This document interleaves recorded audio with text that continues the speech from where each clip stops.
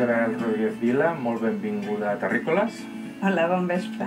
Vostè és infermera, és escriptora, també ha treballat com a fotògrafa, és la vicepresidenta de l'associació Missió i Desenvolupament Agundi, una àrea del Txad al cor d'Àfrica.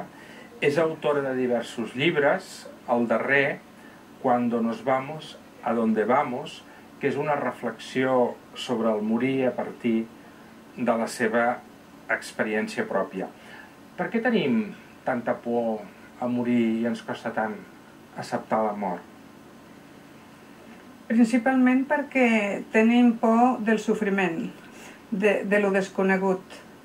I tenim por perquè no volem saber res, perquè si ens fiquéssim una mica a esbrinar ben bé i sapigués sobre la mort no tindríem aquesta por. Però el principal és que la societat que estem és una societat en la que tothom vol ser guapo, l'eterna joventut... Aquest missatge de que hem de ser eternament jove, això afecta molt. I no volem saber res, bueno, en general no es vol ni parlar. I per vostè, que és una mica la reflexió que fa en aquest llibre, què és el bon morir? El bon morir per mi és aquella mort acceptada, aquella mort en consciència.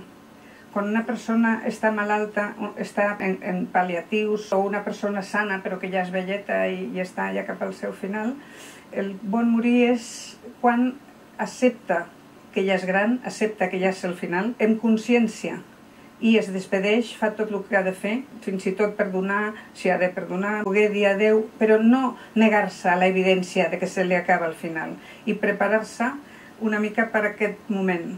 Per tant, per morir un s'ha d'entrenar bona part de la vida, diríem?